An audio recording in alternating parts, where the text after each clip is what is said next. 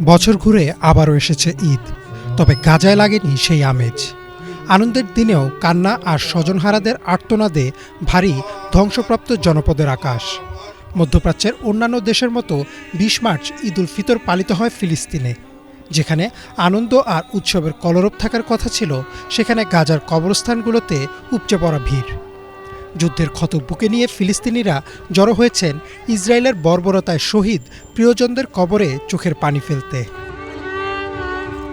২ বছরের বেশি সময় ধরে চলা রক্তক্ষয়ী যুদ্ধ কেড়ে নিয়েছে আপনজনদের, কারো বাবা, কারো মা, কারো আবার প্রাণের সন্তানদের। ঈদের সকালে প্রিয়জনদের কবরের সামনে এসে আর্তনাদ যেন থামছেই না।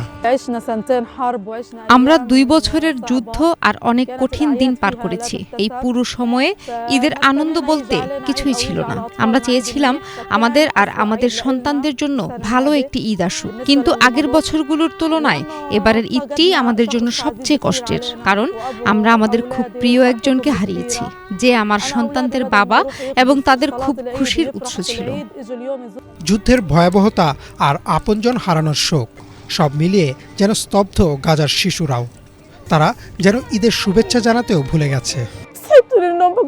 আমি ঘুম থেকে উঠে আমার বাচ্চাদেরও উঠালাম আর তাদের কবরস্থানে যাওয়ার কথা বললাম। আমি এর বাইরে আর কিছুই বলিনি। ওদের ঈদ মোবারক বলিনি, ওরাও আমাকে বলেনি। ওরা শুধু বলল, চলো মা, বাবার কাছে যাই। গাজার এই জনগণের মধ্যে এমন অনেকে আছেন যাদের পরিবারের আর কেউ বেঁচে নেই। জনমানবহীন বাসায় থাকার চেয়ে তারা কবরস্থানে মৃত স্বজনদের পাশে থাকাই বেছে নিয়েছেন।